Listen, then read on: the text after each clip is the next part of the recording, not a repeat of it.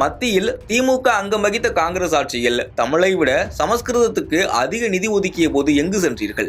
கடந்த ஆண்டு சமஸ்கிருத மொழி வளர்ச்சிக்கு தமிழக பள்ளிக்கல்வித்துறை 11 கோடி செலவிட்டதே அது எதற்காக என்று கூற முடியுமா என தமிழக முதல்வரை நோக்கி அடுக்கடுக்கான கேள்விகளை முன்வைத்திருக்கிறார் தமிழக பாஜக முன்னாள் தலைவர் அண்ணாமலை.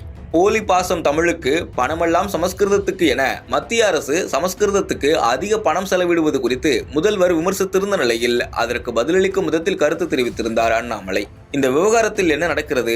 திமுக இதற்கு சொல்லும் பதில் என்ன? விரிவாக பார்ப்போம்.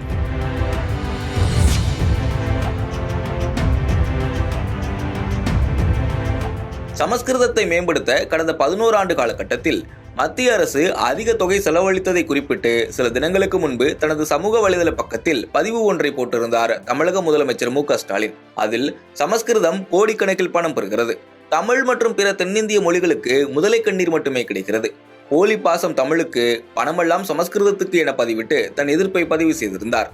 இதற்கு எக்ஸ் தளத்தில் பதிலளித்திருந்த அண்ணாமலை, நீங்கள் மத்திய அரசில் அமைச்சர் பதவி வாங்கி கொண்டு உலகம் போற்றும் ஊழல்களை செய்து கொண்டிருந்த 2006 முதல் 2014 வரையிலான 8 ஆண்டுகளில் நீங்கள் அங்கம் வகித்த மத்திய அரசு சமஸ்கிருதத்துக்கு ஒதுக்கிய நிதி ரூபாய் 675 கோடியே 36 லட்சம், தமிழுக்கு வெறும் 75 கோடியே 5 லட்சம் ரூபாய் மட்டுமே.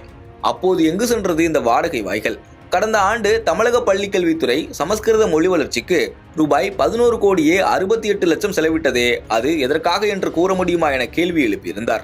அண்ணாமலையின் இந்த விமர்சனம் குறித்து திமுக செய்தி தொடர்பு செயலாளர் கான்ஸ்டன்டைன் ரவீந்திரனிடம் பேசினோம். அப்போது அதாவது அவரு எதை சொன்னாலும் முழுசா சொல்றது இல்ல, அறகுறையான அறிவோட பேசுறதுனாலதான் அவரு அண்ணாமலை.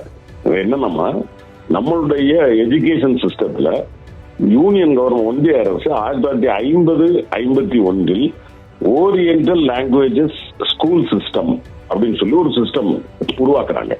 உருவாக்கி பெரும்பாலும் அது எப்படின்னா அரபிக், உருது, சமஸ்கிருதம் இது மாதிரி லிங்குஸ்டிக் மைனாரிட்டிஸ் அந்த இதுல அதுகளுக்காக அவங்க ஸ்கூல்ஸுக்கு ஹெல்ப் பண்றாங்க.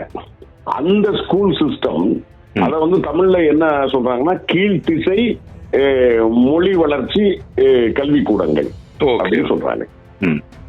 அதுலதான் ஒரு லாங்குவேஜ் சமஸ்கிருதம்.